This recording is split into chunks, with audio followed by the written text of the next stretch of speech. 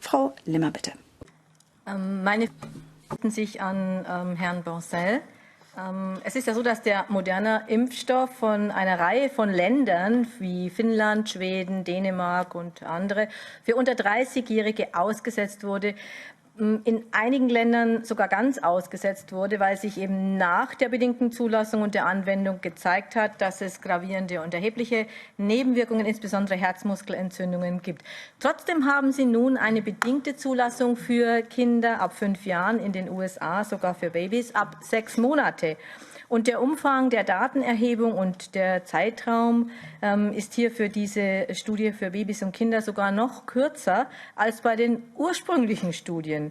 Befürchten Sie hier nicht ein ähnliches Desaster? Und wenn offensichtlich nein, woher nehmen Sie eigentlich diese Gewissheit? Und dann zu Ihrem sogenannten angepassten Impfstoff, der ausschließlich als 4. Impfung eine bedingte Zulassung erhalten hat.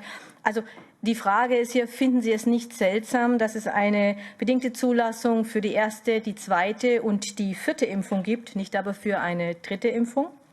Der Impfstoff wurde entwickelt für die Omikron-BA1-Variante, die inzwischen schon jetzt nicht mehr aktuell ist. Also das heißt, der angepasste Impfstoff ist also jetzt schon veraltet. In den USA haben Sie eine bedingte Zulassung für die aktuellen Varianten BA3 und BA4 beantragt. Bei Pfizer-BioNTech besteht die Studie für diese Varianten aus 8 Mäusen, für die eine 3. Impfung des angepassten Impfstoffs sozusagen dann gilt. Wie viele Mäuse sind denn in Ihren Studien? Vielen Dank. And suppliers that are putting the vaccine in the vials, costs are also going up. And then to the question from Madame Zimmer, around, I think there's 2 questions. The first question is myocarditis. It is really regrettable that with a very small study in the Nordics, people claim that there was a difference of myocarditis between the 2 mRNA vaccine. Now that we have had large studies run by governments around the world, not by company, we actually see that the myocarditis level between the Pfizer vaccine and the Moderna vaccine is exactly the same. Actually, a lot of countries have reversed their decision around the minus 30 years old.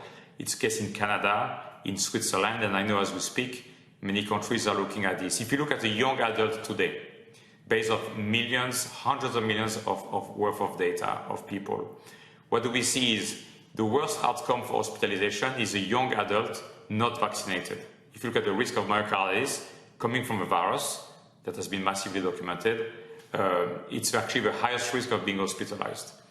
And then if you look at the second risk is a Pfizer vaccine, where you see that between the risk of the efficacy and the myocarditis is the second percentage of hospitalization. Actually, the Moderna vaccine of the 2 mRNA vaccine, when you combine risk of myocarditis and the risk of COVID disease, is actually the lowest risk of being hospitalized. Again, this is not data set up by the company, but data set up by governments around the world. On the second question around the clinical studies, in the US, the FDA asked the manufacturers to make a BA.4/5 vaccine knowing that there was no clinical data. The FDA was comfortable doing that because there was a test run in the clinic around the ancestral vaccine booster. There's also tests done in the clinic around the beta variant booster, and tests done in the clinic around the BA.1 variant booster. So with all that clinical data, FDA decided that they did not want the BA.4/5 data. They wanted the vaccine available, and it's already available in pharmacy as we speak in the US. Many people have been vaccinated during this weekend. In Europe, the decision made by EMA was different. They wanted clinical data, and so we submitted the BA.1 booster, which has been authorized, conditional authorization last week, and that was submitted with clinical data through a very extensive clinical study. Thank you.